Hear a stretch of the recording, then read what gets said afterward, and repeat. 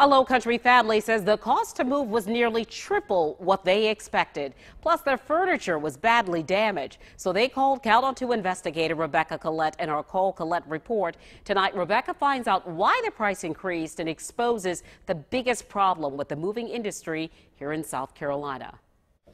It was supposed to be a simple move into storage for Marilyn and Tony Horwath. We needed to move our furniture into storage while we were having the renovations done. And they picked Johnson Moving and Storage, which quoted $99 an hour.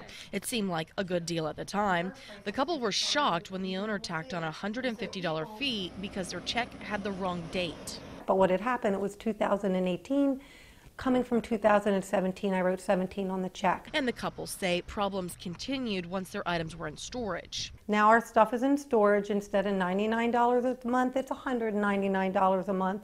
And that's just what we have to pay because they have our stuff hostage. Once they were ready to move out, the cost nearly tripled. To move from their home into storage, they paid $544. But to move back into their house, they were charged $1,500.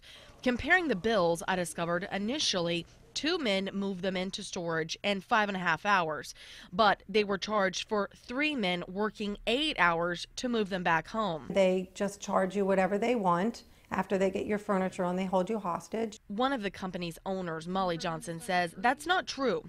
The charge increased because the family changed their move home date several times, and their items took up more space in storage than the Johnsons anticipated.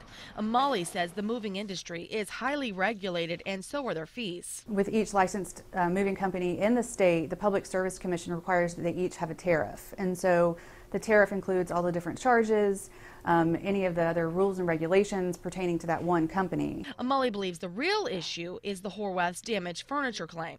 They were not satisfied with the outcome of how much they were getting in return for that damage. They were reimbursed 60 cents per pound for each item damaged, including 2 chests, their dining room table, and chairs. And the table looked like they had dragged it down King Street. Molly says movers should always consider buying extra insurance. In this case, this claim totaled $246 based on national standards. In this circumstance, there was no weight added on that claim form, and so we used the American Moving and Storage Association table of weights and depreciation. The Horwaths say it wasn't nearly enough to cover the damage or the headaches. Consumer experts warn when deciding on any service provider, the best bet is looking at reviews online to gauge other people's experiences, not just price. I talked to state regulators about it, and they say the biggest problem with the moving industry in South Carolina is companies that underquote projects to get a job and then charge the consumer much more during the actual move. So even though the rates are set per hour, the number of hours ends up increasing.